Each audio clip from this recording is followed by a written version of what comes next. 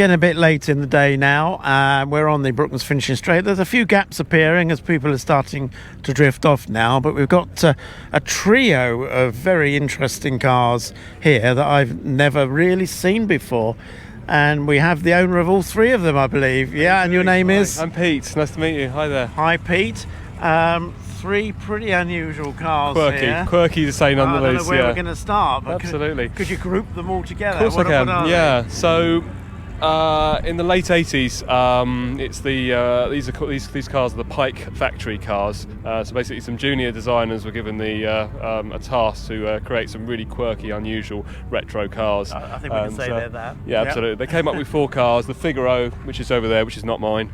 Just down there. That's the most common one. Okay. They got the BE1, which is mine. We've got the Scargo, which is a quirky thing, to say the least. Right. And probably the prettiest out of them all, if I'm honest, is the POW, which is the one that's just behind me here.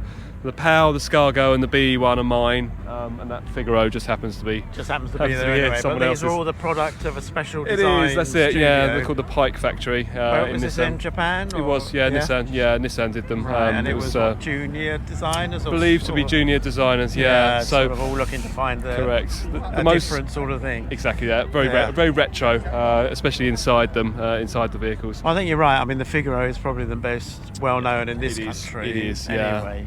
So I shouldn't think there's too many of these in this country. Well, that's the thing. Absolutely right. Yeah. I mean, the B1, from my research and my knowledge. With the B1 yeah, then, please do. Please do. Let's have a look at this. Is a very rare car.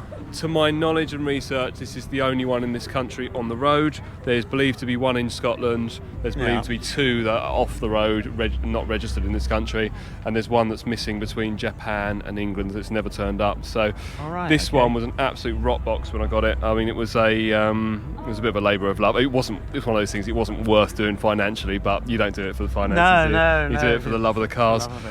Complete rock box, like a lot of things that came from Japan. It's a K10 Micra underneath, but this one was a lot of welding in really, really horrible places like right up on the roof and right between the rear lights, real nasty sort of fabrication bits. No repair parts available, so it was but I have to say, all the bits that are important, things like the screen, the irreplaceable bits, windscreen, lights and stuff like that, they all worked. They weren't broken, so that was handy. These were clearly not imported on a great scale into this 100%, country. Yeah, like I say, to my knowledge, it's the only one. Were there more of these in Japan, or? They've got a massive. Where the place you find them is New Zealand. A lot of them are exported to New Zealand. They love them in America, apparently. But again, we've only got a few of them. Unfortunately, the other thing is most of them are auto. They've got that horrible 3-speed torque converter box in them, which is not ideal. But it's crying out for a manual conversion, which can be done, but maybe on another day. What is the engine on this? They're all K10 Micra, so it's 998 4-cylinder. 4-cylinder, straight 4s. Yeah, carbed. All the emission stuff's been ripped off when I got it. As soon as I got it, all the cat came off, all the evap system, all the stuff that's non-essential, all the aircon got chucked in thrown in the bin, and all that's left underneath is really the mandatory things that you kind of need to make them work, really. I mean, it's pretty much there. This is the first time it's been out, so as you can see, there's a couple of leaks. Bit of a leak going on there. So there's a few things that perhaps could be improved, but yeah, other than that. But I mean, I guess being a Micra engine, parts are okay 100%. for this. Yes, Plenty absolutely. of them about, exactly that. Yeah. Yeah. So this is fiberglass, is it? Or no, all steel. Steel. All steel construction, full respray. Okay. Sussex Coachworks did the respray. Good guys over there. Right. That was that. So almost a full-length sunroof on that. Yeah. I'll be honest, that one doesn't open. It was slashed when I got it, so it's just a recreation that doesn't retract. But to be fair, I'm never likely to open it anyway. So no. Yeah, that's it.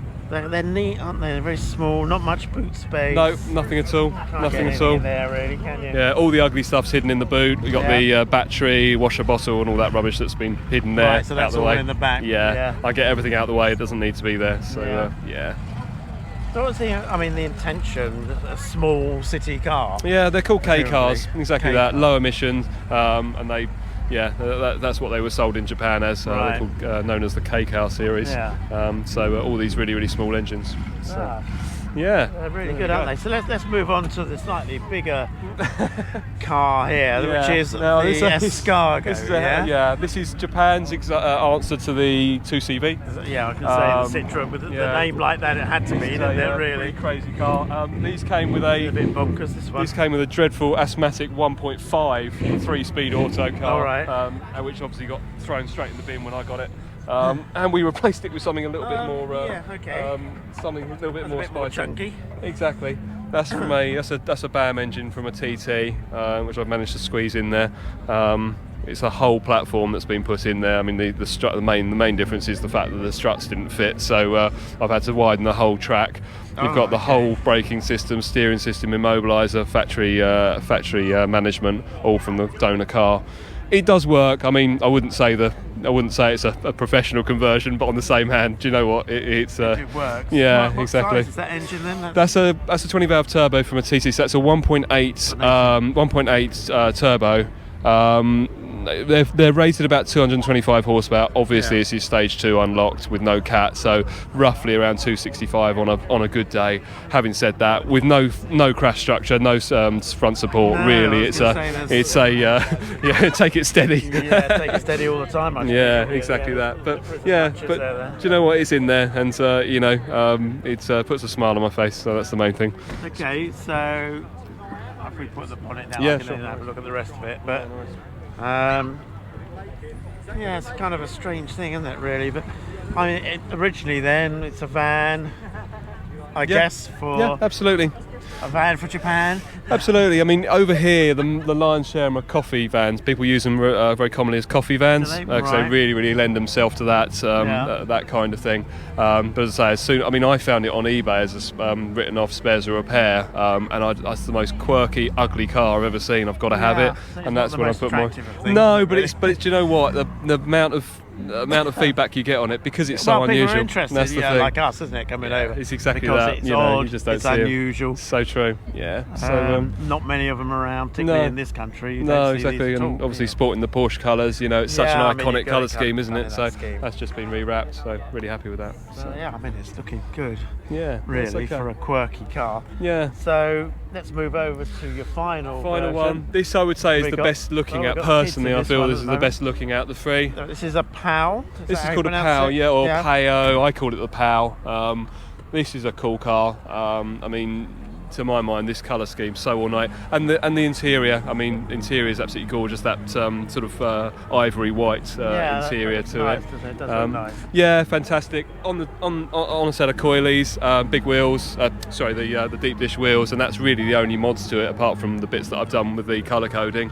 Right. And to be perfectly honest with you, that's all you need. It's just a fun little car. So are these extra wheel arches, or is that normal? This is all stock, but this is plastic. This one is plastic. So other than that's an original plastic. 100%. Everything on this exterior is original. All I did is I added the decals, I put it on the deck, the wheels, and obviously the colour coding and the fog lights and that kind of thing. But other than that, it's out the crate.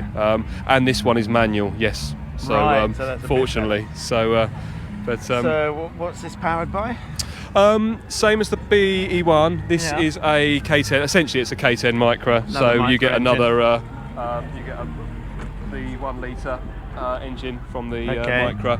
Again, it's a bit scabby under there because I did this one a couple of years ago, and it's not been used much in the winter. But again, it kind of works. It's got a 4-branch header on there from Gizfab, all been fabbed into there. So it's fine. They're not exactly going to rip anyone's face off, but on the same hand, it's not that kind of car. It's just a nice car just to enjoy on a Sunday. That's what it is. Yeah, exactly. That does look nice. Yeah, thank you. Again, not very many in this country. No, you don't see them, do you? You never see them. And they're always in these really, really unusual colours, these ornate colours, which is really, really nice. So they look quite old-fashioned. It's gorgeous, isn't it? Yeah, it's lovely. Reminiscent of 50s. That's what I love about it. And all those ornate radios. They don't work or anything like that, but it's just perfect. For it shows the time period and stuff like that really, really well. Retro design, isn't it? Lovely. Love it for a Japanese market, I guess. Absolutely fine. Yeah, very happy with it. More boot space on this one we've got. Yeah, this is the one with the flips up and down. It's both. So the top flips up, and then this one flips down like the Land Rover. So Yeah, exactly. Lovely. Yeah, it kind of works. It's nice, isn't it? Yeah, and this is sort of an ongoing project of yours to do these then. Well, yeah, I don't know why I do them, to be honest. It's a labour of love. I've just got a thing for these. I mean, You're always on the lookout for another one then. That's the trouble. I come to these places and I end up coming away with cars. It's terrible, isn't it? But no, I mean, it keeps me busy, keeps my interest, and coming out on a day like this, talking to people, you know, with similar interests, it makes it worthwhile. It's all those hours you spend in the garage at night, and you know, all the money you shell it out on it. It makes it special. Yeah. So yeah, really happy with it. Wow. Well, I'm glad we caught you before you all went home. Yeah, good You're stuff. probably just about off, aren't you? Pretty much. Yeah. Best though. Yeah. So you use them on a regular basis, I guess. To a point. I mean, I managed to get 3 drivers down here today. I got in-laws took one, and then partner took another one. So the kids enjoy them as well. Love them. Yeah, both of them love them. Yeah, they like them. So I'm not sure how long. I always say the same thing. I'll only do it all the time they're interested. As soon as they get fed up with it, I don't want to do it anymore. Then that's the point where I'll say enough's enough. They probably enjoy coming to these shows. They love it. They love it on the level that I do them. I don't do too many of them, so keep it nice, keep it fresh. Yeah, that's the thing. Yeah, absolutely. Lovely. Thank you very much for showing us around your You're so little welcome. K-car collection. Absolutely. Thank you so much. Okay, all right. lovely. Thank you.